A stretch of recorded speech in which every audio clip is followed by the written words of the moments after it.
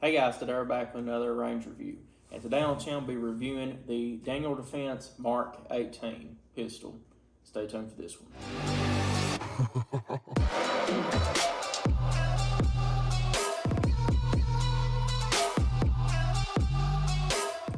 Alright guys, we're back. Once again today on the channel we're going to be reviewing the Mark 18 by Daniel Defense. This is a 10.3 inch AR pistol with the tactical brace on the back. This is an SB tactical brace, and looks a little bit different than I had it in the actual unboxing review because I did not have the EOTech EXPS 3-0 on it. I didn't have the Magpul foregrip, as you can see here, and I didn't have this Magpul sling. This is the QD1, I believe, if I'm not mistaken. So with this Mark 18, what it comes from factory is one 32 round mag, as you can see, and the gun is clear. Bolts locked back, nothing in it. Click. Comes with 3 of these rubber Picatinny rail covers on them. I actually keep one here on the left hand side, what I've been doing. Feels pretty good on my hand, so I like that about it a lot. Depending on what I've been running on the top here lately, I did have the Olight Odin on the top, and or actually on the side with a pressure point on top, and I took that off because I'm actually planning on putting that on my DDM 4V9, which should be here tomorrow, and I'm going to probably run just the Valkyrie on the right hand side with a pressure pad. But getting back to the actual review of the gun, Daniel is known for their quality and their quality control. One of the top tier AR-15 brands in the nation right now, and has been for a very long time now. They are considered one of the top tiers. The top tiers, you have Knights Armament, you have Daniel, Sons of Liberty Gun Works, and LMNT, I think is what it's called, or LMIT, it slipped my mind. But that right there really pretty much matches up with what the top brand AR-15s are. I know I'm missing 1 or 2 in there, and let me know in the comment section below on what you think is the top tier AR-15s on the market. But this gun has really impressed me. I actually never even owned a Daniel Defense before this.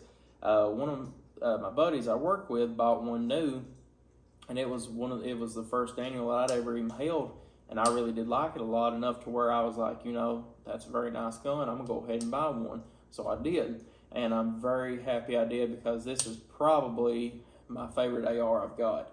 And, I mean, it's just a beast. It's a little beast, really. For what this is, you can't ask it to do really anything more than what it can do. From a terminal ballistic standpoint, you're looking at anything under 300 yards. You're going to be able to shoot and hit.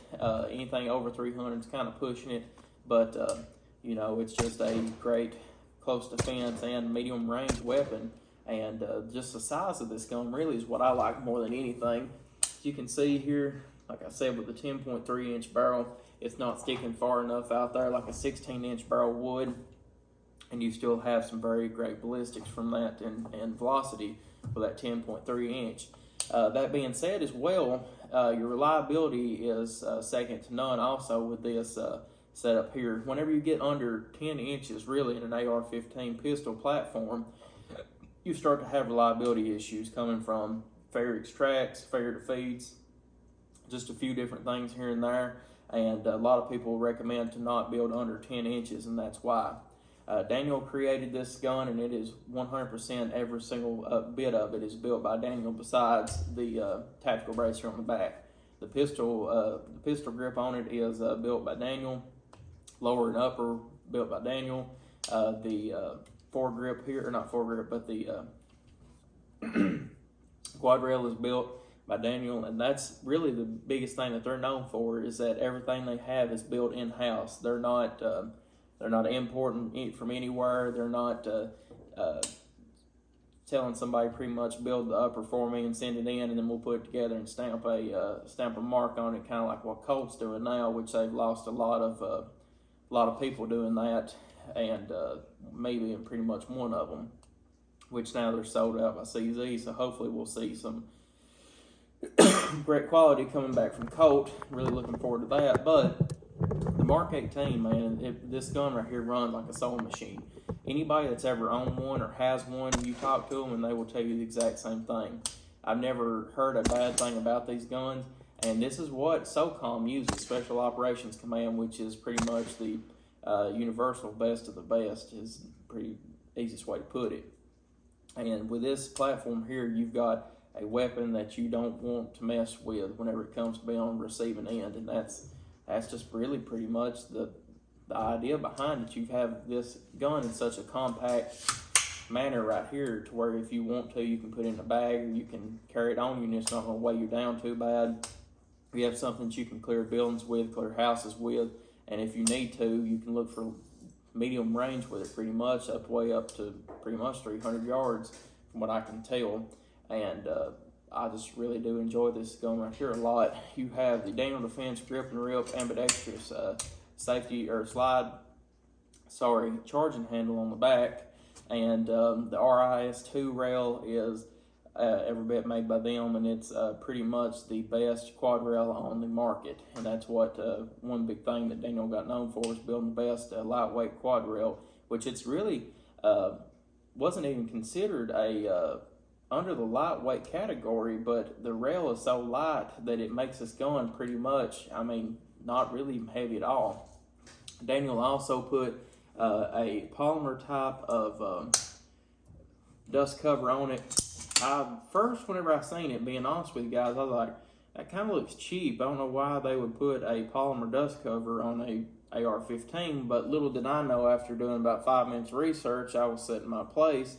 They actually costed them a lot more money to build these than the metal ones, and it's what this does is whenever it seals in, it will pretty much 100% seal in the bolt carrier group to where nothing's going to be getting in there, to where some metal ones might bend or something else, where this one right here will seal perfectly with the bolt carrier group and nothing will be able to get in to cause a malfunction.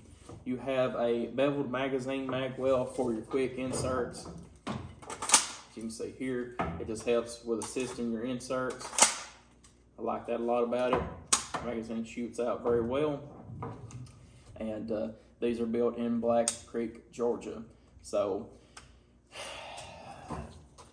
that's really, I mean, the only thing that I can say bad about this, and really I don't even care, this is just the pretty much what everybody says online about them, is that the triggers suck. And my idea behind it is that I bought this gun for a reliable weapon that would be used for self-defense. I didn't buy this gun thinking it was going to be a marksman gun, even though that Daniel is known for how well they build their cold hammer forged barrels. Almost second to none, if I'm not mistaken. I think they are the best barrels on the market.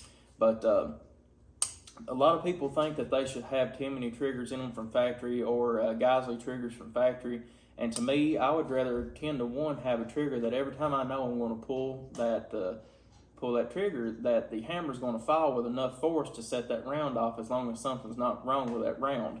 That being said, like I said, this is not a gun that I would take out and try and precision shoot with, even though it could do it.